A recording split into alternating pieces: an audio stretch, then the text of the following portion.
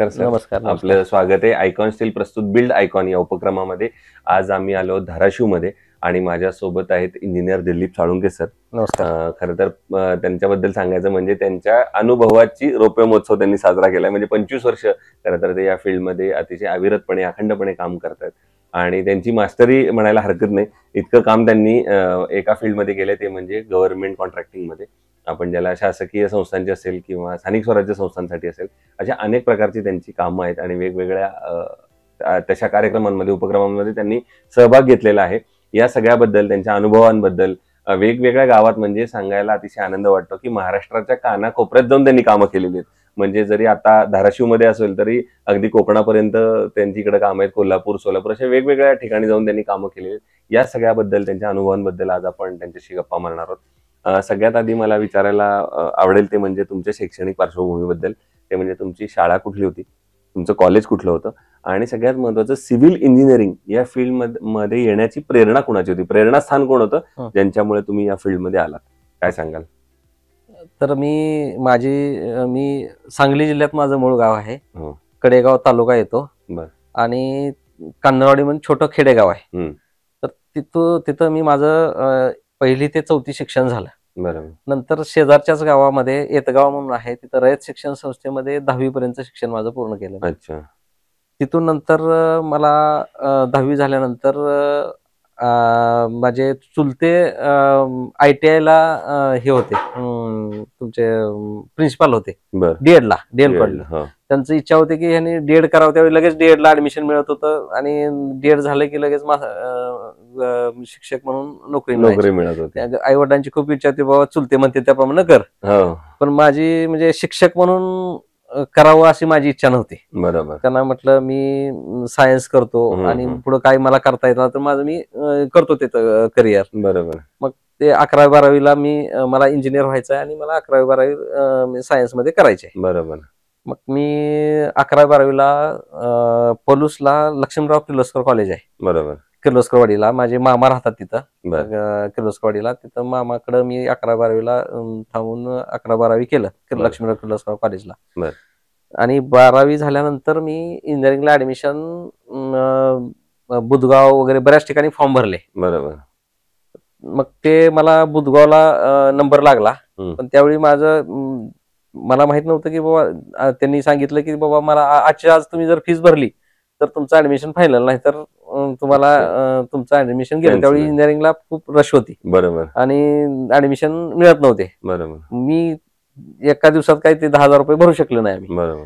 आणि मग नंतर मला इथं एक इंजिनिअरिंग कॉलेज नवीन चालू झालेलं होतं जयसिंगपूरला, डॉक्टर जे मगदूम कॉलेज. मग तिथं माझ्या मामानी हे केलं, ऍडमिशन घेतलं. म्हणजे म्हटलं इथं घेऊया आपण, इथं काय अडचण नाही म्हणले, 2-4 दिवसांनी फीस भरली तरी चालते, काय अडचण नाही. तिथं आम्ही इंजिनिअरिंगला ऍडमिशन घेतलं आणि BE केलं. बरोबर. डॉक्टर जे मगदूम कॉलेज. BE झाल्यानंतर रिझल्ट लागायच्या अगोदर एक लक्ष्मी सिव्हिल इंजिनिअरिंग सर्व्हिसेसची जाहिरात होती पेपरला. बरं. म्हणजे सिव्हिल इंजिनियर्स पाहिजेत म्हणून. मग मी कोल्हापूरला गेलो, इंटरव्ह्यू दिला. ते म्हटले इकडं उस्मानाबाद जिल्ह्यामध्ये वाशी वॉटर सप्लाय स्कीम म्हणून प्रोजेक्ट आम्हाला मिळालाय, तुम्ही प्रोजेक्ट इंजिनियर म्हणून काम कराल का तिकडे जाऊन? म्हटलं मला अनुभव घ्यायचा आहे, मी कुठेही करतो म्हटलं, म्हणजे महाराष्ट्र असू द्या नाही तर महाराष्ट्राच्या बाहेर असू द्या. मी कुठे जायला तयार आहे. बरोबर. मग कधी जात आहे तुम्ही सांगा, आता मी जायची तयारी आहे म्हटलं. मग त्यांनी मला म्हटले उद्या जावा तुम्ही तिकडं, वाशी वॉटर सप्लाय स्कीम आहे, भूमला जाऊन राहा आणि तिथं तुम्ही ते काम पहा. मग मी लगेच दुसऱ्या दिवशी तयारी केली, गेलो. मी इथं आलो भूमला आलो आणि तिथं ते 2 वर्ष त्यांच्याकडे काम केलं, 1.5 वर्ष. तो प्रोजेक्ट पूर्ण केला. आजही पाणी चालू आहे तिथून, त्याच प्रोजेक्ट मधून पाणी चालू आहे. खूप चांगलं काम करून घेतलं. आणि नंतर पुन्हा मी त्यांना सांगितलं की कंपनीला की बाबा माझा अनुभव घेतलाय मी, आता मी स्वतःचं काम सुरू करणार आहे आणि तुम्ही म्हणजे इथं सबस्टिट्यूट माणूस बघा, आता तुमचं काम तर पूर्ण झालंय पण दुसरीकडे माझं अजून काम बघायला लावायचे, मग दुसरीकडचं मी आता काही बघू शकणार नाही. अगोदरच 1 महिना इंटिमेशन देतोय तुम्हाला, बाबा तुम्ही हे करा बघा. मग त्यांनी सोडायलाच तयार नव्हते. काय पगार पाहिजे सांग, तुला काय. मग त्यांनी काम पाहिलं होतं, एवढ्या फास्ट आणि चांगलं काम करून दिलं होतं. त्याच्यामुळे ते पण मी सांगितलं बाबा सोडणार म्हणजे सोडणार. म्हणजे सोडलं, मी स्वतःच माझं रजिस्ट्रेशन करून घेतलं आणि सातारा जिल्हा परिषद वगैरे अशी कामं तिकडे चालू केली अच्छा, गावाकडे. बर, हो. मग ते सुरू झाली, चांगली कामं सुरू झाली. नंतर इथं एक कार्यक्रमानंतर रोडे साहेब म्हणून होते महाराज जीवन प्राधिकरणाला, आणि इथले गोरे साहेब म्हणून आपले जिल्हा परिषदचे अध्यक्ष होते. त्यांनी काही बरोबर. कामं घेतलेली होती एमजीपीची. मग त्यांना काही समजा ट्रीटमेंट प्लॅन करणारा माणूस वगैरे असं माहितीचा टेक्निकल माणूस मिळत नव्हता. पाहिजे होतं. हं. मग ते काय म्हटले, तुम्हाला सबलेट करून कामं देतो, तुम्ही तिकडचं वाइंड अप करा आणि इकडे या. बरोबर. मग मी ते कार्यक्रमानंतर जे रोडे साहेब होते त्यांनी खूप रिक्वेस्ट केली की तुम्ही यावंच लागेल म्हणून, मग तुम्हाला कामं देतो, काय किती पाहिजेत कामं तेवढे देतो, पण तिकडून तुम्ही इकडे या. इकडे. हं. मग तिकडं मी कामं तिथली सगळी संपवली आणि हं. लगेच आलो. 1 महिन्याभरात मी आलो. तेवढी छोटी कामं होती, त्यामुळे काही हं, जास्त हं. हे नव्हतं. मग आल्यानंतर मग त्यांनी मला इथले 1-2 कामं दिली, सबलेट हं. करून घेतली, संपवली ती कामं, आणि मी स्वतः मग कामं सुरू केली. ती हं. सबलेटची म्हणजे तीच चालू होती. हं, हं. ते चालू असताना काय झालं, हा कन्सल्टिंगचा प्रोग्राम आला. भारत निर्माण, जलस्वराज तिथे कार्यक्रमानंतर वडसकर साहेब म्हणून होते. हं. ते म्हटले, अरे तू कॉन्ट्रॅक्टशिप करण्यापेक्षा इन्व्हेस्टमेंट करावं लागते, ह्या गोष्टी कराव्या लागते, त्यामुळे कन्सल्टिंग करा. बरोबर. मग हे मी काही जलस्वराजची, भारत निर्माणची जवळजवळ 50 गावाच्या स्कीम कंप्लीट करून केल्या. दिल्या. हा. अच्छा. त्या चांगल्या म्हणजे सगळ्या सध्या बी रन होत आहेत. Very good. हा. आणि पुन्हा तो प्रोग्राम बंद झाला, जलस्वराज भारत हो, निर्माण हो, कन्सल्टिंगचा हो. प्रोग्राम बंद झाला. मग मी सुजाता कन्स्ट्रक्शन म्हणून एक आम्ही फर्म काढली, म्हणजे पार्टनर आहेत बरं. सतीश बोंदर आणि ते, अच्छा. आणि काम 2011 पासून सुरू केलं. बरं. पहिल्यांदा इथलं तुळजापूरचं एक काम सबलेट करून घेतलं त्या हं. कंपनीवर हं. आणि सुरू केलं. तेव्हापासून बरेचसे प्रोजेक्ट केले. काही नगरपालिकांच्या बिल्डिंग्स बांधून दिल्या, काही water supply, mainly water supply मध्येच कामं केली आपण. बरोबर. हा. हो, हो, हो. पूर्ण महाराष्ट्रभर, अगदी तुम्ही विदर्भापासून इकडं कोकणापर्यंत. कोकणामध्ये हो. वेंगुर्ल्यापर्यंत, इकडं तुमच्या खानदेशामध्ये काम केले, धुळे, जळगाव ह्या बापरे. भागामध्ये. हं, हं. हा. म्हणजे पूर्ण, म्हणजे आणि मराठवाड्यात तर भरपूर केली. हो, हा. हो. मग हे असे कामं करत करत आतापर्यंत आपलं क्या क्लास बात आहे. 1चं रजिस्ट्रेशन आहे. वा, वा, वा. आहे, चांगला आहे, व्यवस्थित करतोय हो, काम. हो. हा. क्या बात आहे. ह्याच्याबद्दल तो हा. प्रवास हा फारच वेगळा आणि असा धक्का करणारा होता, कारण हा. की असा एका बॅकग्राऊंड मधनं तुम्ही येता. हं. जेव्हा तुम्ही एका अर्थानं म्हणालात तेव्हा 10,000 रुपये सुद्धा तेव्हा फी हो, भरण्याला हो. अवघड होतं अगदी एक. खूप आणि हलाखीची परिस्थिती होती. आणि हा. मला आज दुसरा दिवस असा दिसतोय की जेव्हा अशी मोठी मोठी गव्हर्नमेंटची कॉन्ट्रॅक्ट येतात, जेव्हा त्याच्यासाठी काही रक्कम पहिल्यांदा भरावी लागते तुम्हाला, हो. आणि त्याच्यानंतर तुम्ही वेगवेगळी कामं हे करतात, आणि बरं. असा एक दिवस आज आहे. हं, हं. पण माझ्या मते हे सगळे कष्ट, मेहनतीवर आजपर्यंत अगदी. हे उभं हा, राहिलेलं. हा, हा. सो आता आपण काही सिव्हिल इंजिनिअरिंगशी रिलेटेड काही प्रश्नांकडे येऊया. हो, विचारा. जिथनं आपण सुरुवात केलेली ती म्हणजे सगळ्यात महत्वाचं, इतक्या वर्षात आणि महाराष्ट्राच्या कानाकोपऱ्यात हं. तुम्ही बघितले म्हणून हा प्रश्न तुम्हाला विशेषतः विचारायचा, म्हणजे तुम्ही हं. काम वेगवेगळ्या महाराष्ट्राच्या कानाकोपऱ्यात केले. हं. या सगळ्या ठिकाणी काम करताना सिव्हिल इंजिनिअरिंग मध्ये कामगार हा कायमच केंद्रबिंदू राहिलेला आहे. बरोबर आहे. आणि अगदी. या कामगारांमध्ये सुद्धा अनस्किल्ड लेबरचं पर्सेंटेज सगळीकडेच जास्त आहे असं मला आहे. वाटतं, बरोबर. सगळीकडेच आहे. बरोबर तर आहे. अशा अनस्किल्ड लेबर कडून काम करून घेणं हे हं. कधी कधी धोकादायक सुद्धा ठरू शकतं, बरोबर आहे. जर तुम्ही अगदी. त्यांना योग्य हं. दिशा दिली. हं. तर अशा वेळेला तुम्ही त्या कामाची हाताळणी कसं करता, त्या कामगारांची हाताळणी कसं करता, आणि त्यांना कामाची विभागणी कशी करता अनस्किल्ड लेबरला? हा. तर काय होतं की जिथं अनस्किल्ड लेबर असतात, हं.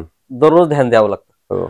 आपण जर त्यांच्याकडे लक्ष नाही दिलं तर ते म्हणजे होऊ शकत नाही ते काम, बरोबर. आणि एवढं खराब काम होतं. मग ते आपल्याला काम नसलेलं कधी कधी वाटतं, हे काम आपण त्यांना द्यायलाच नाही पाहिजे. द्यायलाच नाही पाहिजे. काही आम्ही ज्यावेळी अनस्किल्ड लेबरकडून काम म्हणजे समजा चुकून देण्यात आलं, हं, हं. त्या ठिकाणी प्रॉब्लेम्स झाले आम्हाला, काही म्हणजे काम खराब झालं, हे झालं. बरोबर, बरोबर. तेव्हापासून आपण म्हणजे काम, तो स्किल म्हणजे लेबर जे आहेत हं, ते हं. स्किल असल्याशिवाय काम आपण देतच नाही. नाही. बरोबर. तर त्याची म्हणजे पडताळणी कशी करतो की आमच्याकडे काही पश्चिम बंगालचे लेबर आहेत. अच्छा. ते माझ्या 2011 पासून जी माझ्या टीम काम करते, ते आजही काम करतात माझ्याकडे. क्या बात आहे. हो. आणि त्यांच्याशिवाय मी दुसऱ्याला कामच देत नाही. वा. हा. आणि मध्ये काही ह्याचा प्रोग्राम आला, तुमच्या जलजीवन मिशन मध्ये भरपूर कामं टाकायची निघाली. बरं. त्याच्यामध्ये कामगारच खूप तुटवडा निर्माण झाला. हो, हो, हो. अगदी बरोबर. नाईलाज असतो, काही 1-2 कामं आम्हाला अनस्किल्ड लेबर कडून काम करून घ्यायची वेळ आली. हं, हं. आम्ही कामं करून घेतली, पण त्याचे जे लाईन लेवल समजा करीत असताना आपल्याला समजा कव्हर द्यायचा आहे, कव्हर प्रॉपर पाहिजे, किंवा समजा बार बाइंडिंग जे आहे ते व्यवस्थित पाहिजे, लॅप व्यवस्थित पाहिजे, हे जे आहे ते कंटिन्यू उभा राहून त्यांच्याकडे करून घ्यावं लागते. म्हणजे त्यांना सांगावं लागतं प्रत्येक गोष्ट, म्हणजे बाबा असं कर असं कर. म्हणजे तिथं माणूस सुपरविजन हे स्ट्रिक्ट करावं लागते. आणि जर ज्या ठिकाणी स्किल लेबर आहे त्या ठिकाणी आपल्याला सांगायची गरज नाही, ते आपोआप ते करून घेतात, ऑटोमॅटिकली काम चांगलं करून घेतात. बरोबर आहे. दुसरं, कन्स्ट्रक्शन मध्ये प्लॅन या स्टेजला अतिशय महत्व आहे. कारण जसं तुम्ही अनेक प्रोजेक्ट केलेले आहेत तर त्याला सुद्धा आधी प्लॅनिंग करावं लागतं आणि नंतरच त्याचं एक्झिक्युशन करता. तर या प्लॅन या स्टेजवर तुम्ही काम कसं करता, त्याचा अभ्यास कसा करता जेणेकरून त्याचं एक्झिक्युशन परफेक्ट हो? आता प्लॅन म्हटलं तर आपण गव्हर्नमेंट याच्यामध्ये प्लॅनिंग हे ऑलरेडी झालेलं असते. हो, त्यांचा प्लॅन तयार असतो, फक्त त्याचं आरसीसी डिझाईन ड्रॉइंग आपण एखाद्या डिझायनर कडून आपण कॉन्ट्रॅक्टरनं करून घ्यायचं. बरोबर. आणि त्याप्रमाणे एक्झिक्युशन करायचं. बरोबर. हो, त्यामुळे प्लॅनिंग हे डिपार्टमेंट अगोदरच ऑलरेडी झालेलं असतं. बरोबर. दुसरं, एक चांगलं दर्जेदार बांधकाम होण्यासाठी तुम्हाला काय महत्वाचे पॉइंट्स वाटतात किंवा तुम्ही पण जेव्हा लक्ष देता, आता तुम्ही टाक्यांची कामं असेल किंवा याची कामं असेल, कुठलंही कन्स्ट्रक्शन शेवटी, तर ते दर्जेदार होण्यासाठी तुम्ही काय काय काळजी तिथं घेता किंवा असे काय 4-5 मुद्दे सांगू शकता जे तुम्ही कायम तिथं प्रिकॉशन घेता?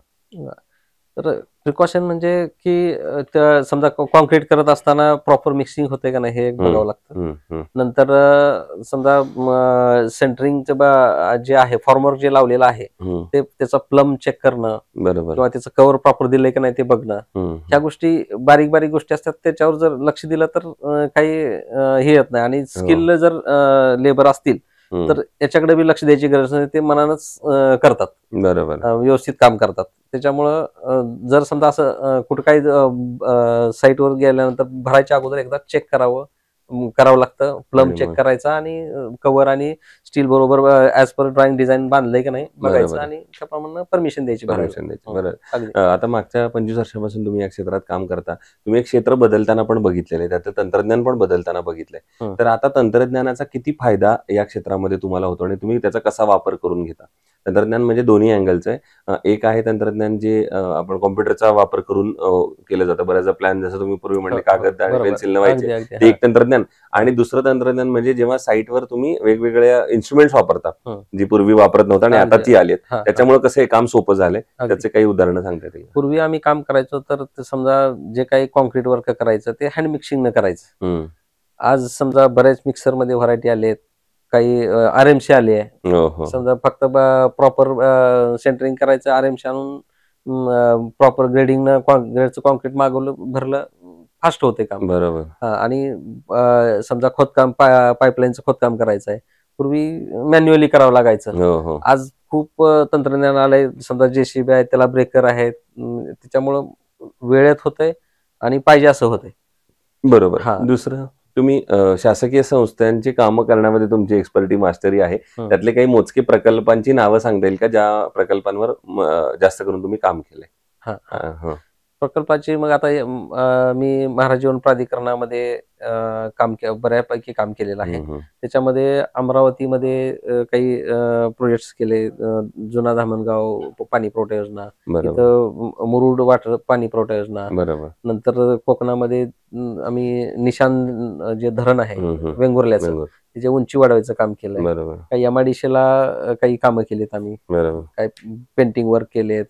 नंतर संप वगैरे बांधणे वगैरे धुळ्यामध्ये केलेलं आहे. बरोबर. अशी बरेच ठिकाणी कामं केलेली आहेत. बरोबर. पुढचा प्रश्न असा आहे, एका वेगळ्या धर्तीचा आहे, ते म्हणजे तुम्ही जसं नंतर इथं आला, तुम्ही म्हटलं भूम मधलं पहिलं काम घेतलं, मराठवाड्याची तुमची ओळख झाली आणि तुम्ही आता मराठवाडा एका अंगाने बघताय, धाराशिव तुम्ही बघताय, बदललेलं धाराशिव सुद्धा तुम्ही 15-20 वर्षात बघितलेलं, तुमच्या डोळ्याखालनं गेलेलं, आणि तुम्ही इन्फ्रास्ट्रक्चरल डेव्हलपमेंट मध्ये महाराष्ट्राच्या वेगवेगळ्या कोपऱ्यात काम करताय आणि एक उत्तम इंजिनियर. अशा सगळ्याच्या कॉम्बिनेशन मधनं तुम्हाला हा प्रश्न आहे, ते म्हणजे जर येणाऱ्या 15-20 वर्षात धाराशिवचा इन्फ्रास्ट्रक्चरल डेव्हलपमेंट मधून विकास करायचा असेल तर कुठल्या मुद्द्यावर आता काम करावं लागेल एक इंजिनियर म्हणून तुम्हाला असं वाटतं? विकासाचं व्हिजन तुमचं काय असेल?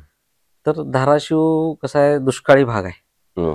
तर इथं जर धाराशिवची जर डेव्हलपमेंट करायची असेल तर पहिला मुद्दा की धाराशिवला जे शेती आहे तिथं शेतकऱ्यांना पाण्याची व्यवस्था करून द्यावी लागेल. बरोबर.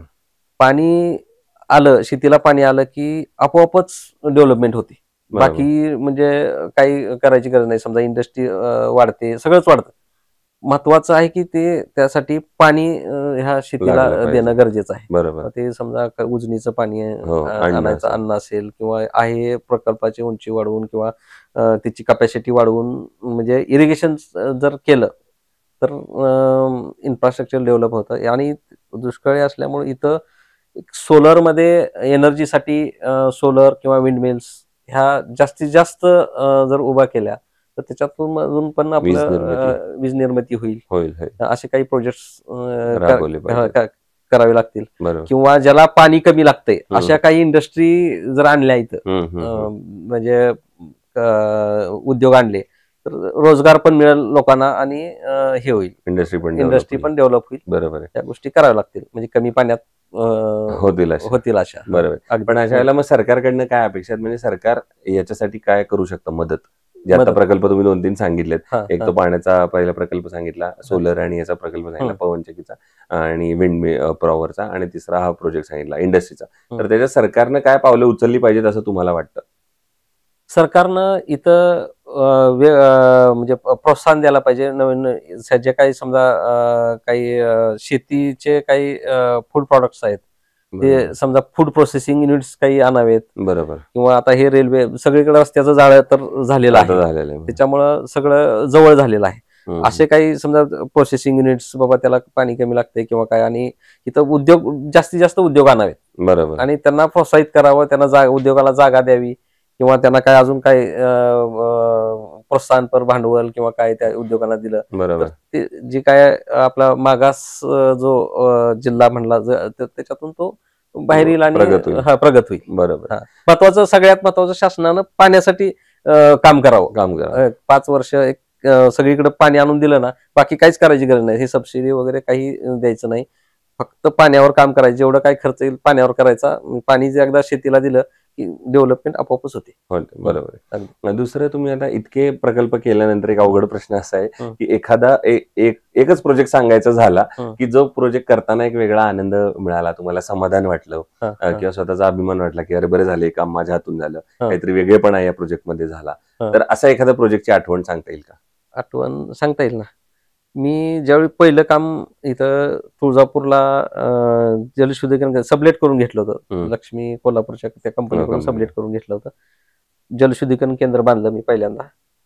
ज्यावेळी काम पूर्ण फायनल स्टेजला होतं त्यावेळी मुख्य अभियंता लांडगे साहेब म्हणून आले होते साईट, देवदर्शनाला होते, जाता म्हणले साईट बघून जाऊ. आल्यानंतर काम पाहिल्यानंतर त्यांनी म्हटले शासकीय काम असं कोण करीत नाही.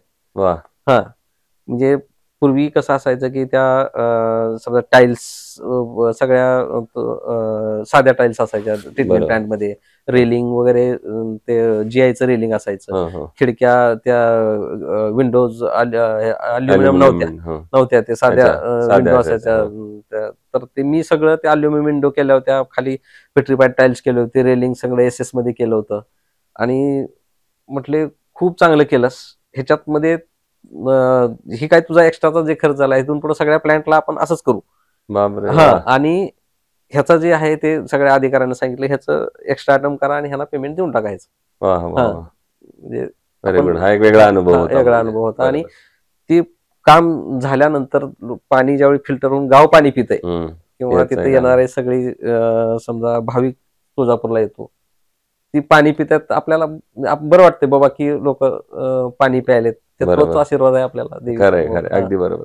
आणि हा झाला एक आयकॉनिक प्रोजेक्ट. आणि दुसरा एखादा प्रोजेक्ट जो करताना अडचण आली, समस्या आली, काहीतरी त्रास झाला आणि त्या आव्हानावर तुम्ही कशी मात केलीत ते पण ऐकायचं. म्हणजे आव्हान काय आलं आणि त्या आव्हानावर मात कशी केली? बऱ्याचदा नैसर्गिक आव्हान येतं, कधी कामगारांची अडचण, तंत्रज्ञानाची अडचण, वेगवेगळ्या प्रकारच्या अडचणी येतात. तर अशी एखादा किस्सा, प्रसंग आठवतोय का? आठवतं का म्हणजे हे तुमच्या वेंगुर्ल्याचा जो निशाण डॅमचं काम वर्क ऑर्डर घेतली, आता काम सुरू करायचं, कोरोना आला. बरोबर. असंच ते मुरुडचं बी योजना होती त्याचवेळी. मग कोरोना आल्यानंतर सगळे आम्हाला लेबर वगैरे म्हणजे शिफ्ट गावी गेले, शिफ्ट करावं लागले. शिफ्ट करायला सुद्धा खूप प्रॉब्लेम आले. म्हणजे त्यांना परमिशन नव्हती हे करायची, परमिशन कलेक्टर साहेबांची परमिशन लागायची, हे करायचे. मग त्यावेळी ते जे लोक घाबरून इथून जे निघून गेले पुन्हा येत नव्हते. 1-1.5 वर्ष गेलं, कामाचा कालावधी संपत आला, शासनाकडून बाबा तुम्हाला दंड लावतो, हे करतो, असं हे सुरू झालं. पण आम्ही त्याच्या लोकांना स्वतः आम्ही गाड्या पाठवून ते लेबर घेऊन आलो तिकडून पश्चिम बंगालमधून. बरोबर. हा, स्पेशल पास काढून हे करून बरोबर. आणि त्यांना आणलं इथं आणि काम स्पीडनं संपवून हे केलं. हा, मुदतीत बरोबर. तर हे एक आव्हान होतं. आव्हान होतं, खूप आव्हान होतं कोरोनाचं. खरं खूप त्रास झाला त्यावेळी. अर्थात सगळ्या जगालाच तसं एक अर्थानं झाला, पण हा तुमचा त्रास वेगळ्या अर्थानं होता, कारण तेव्हा त्या लेबरची मुवमेंट करायची होती. तो प्रोजेक्टही रखडला, त्याच्यानंतर मटेरियल मिळत नव्हतं मार्केटमध्ये. बरोबर, तो वेळेत पूर्ण करणं टार्गेट होतं. बरोबर, सगळ्यावर असं आव्हान होतं. बरोबर. दुसरं, या क्षेत्रात आता जे नवीन तरुण इंजिनियर्स येतात, तर त्यांना एक वडिलकीच्या नात्यानं, एक अनुभवी इंजिनियर म्हणून, तर आणि क्लास 1चा काय म्हणतो गव्हर्नमेंट कॉन्ट्रॅक्टर म्हणून, या तिन्ही नात्यांनी तुम्ही त्यांना काय सल्ला द्याल या क्षेत्रामध्ये पहिलं पाऊल ठेवण्यापूर्वी? त्यांना माझा एकच सांगणं असेल की बाबा, काम करत असताना तुम्ही क्वालिटीकडे लक्ष द्यावं. बरोबर. प्रत्येक गोष्टीची क्वालिटी समजा चेक करून घ्या आणि क्वालिटी काम करा, तुम्हाला भवितव्य आहे. बरोबर. आणि दुसरं आता एक विचारणार आहे, ते म्हणजे कुठल्याही कन्स्ट्रक्शन मध्ये स्टील हा अतिशय महत्वाचा पार्ट असतो. तर तुम्ही स्टील निवडताना काय पॅरामीटर्स बघता किंवा कसं तुम्ही स्टील निवडता? तर आम्ही काय करतो की जनरली आम्हाला गव्हर्नमेंटचा कुठलाही प्रोजेक्ट सुरू करायच्या अगोदर आम्हाला स्टील जे आहे ते आम्ही गव्हर्नमेंट इंजिनिअरिंग कॉलेज किंवा तत्सम लॅबमध्ये आम्हाला ते स्टील चेक करावं लागतं, त्याची स्ट्रेंथ चेक करावं लागते. मग आम्ही प्रत्येक ह्याचं कुणाची किती स्ट्रेंथ येते, समजा वेगवेगळ्या कंपन्यांचे कट करून आम्ही देतो. त्याच्यात मग सांगतात की बाबा हे चांगलं आहे, हे स्टील, हे म्हणजे कळतंय स्टील कुठले, ज्याची स्ट्रेंथ जास्त येते त्याला वापरतो. बरोबर. दुसरं, नंतर समजा प्रत्येक त्याचे पॅरामीटर्स चेक झाले, वेट असेल किंवा त्याचं साईज असेल, त्याचं म्हणजे बाकीच्या सगळ्या समजा स्ट्रेंथ असतील, चेक केल्या जातात आणि त्याप्रमाणे मग आपल्याला आपण सिलेक्शन करतो. दुसरं, आयकॉन स्टील तुम्ही आजवर कुठल्या प्रोजेक्टमध्ये वापरलंय का, आणि तुमचा अनुभव त्यांच्या प्रॉडक्टसाठी आणि त्यांच्या सर्व्हिसेससाठी कसा आहे? आयकॉन स्टील बऱ्यापैकी आपण वापरलेलं आहे. मी अमरावतीमध्ये वापरलं, नंतर इकडं तुम्ही मुरुडला वापरलं. तर सर्व्हिसेस चांगल्या आहेत त्यांच्या, स्टील ही चांगला आहे, आपण आताही वापरतोय, काही अडचण नाही. सो हे होते इंजिनियर दिलीप साळुंखे सर. आणि मी सुरुवातीला म्हणलं तसं की इतके वर्ष जेव्हा माणूस काम करतो, 25 वर्षांपेक्षा जास्त काळ, तर त्यांचा सगळा प्रवास असं एक 10-15 मिनिटात मांडणं खरं तर फार अवघड असतं. पण तरी सुद्धा फार महत्वाच्या मोजक्या मुद्द्यांवर आज त्यांच्या निमित्तानं चर्चा झाली, त्यांच्या अनुभवावर चर्चा झाली. येणाऱ्या आगामी काळात सुद्धा असेच उत्तमोत्तम आयकॉनिक प्रोजेक्ट तुमच्या हातून घडावेत, याच आयकॉन स्टील कडून मनपूर्वक शुभेच्छा. धन्यवाद.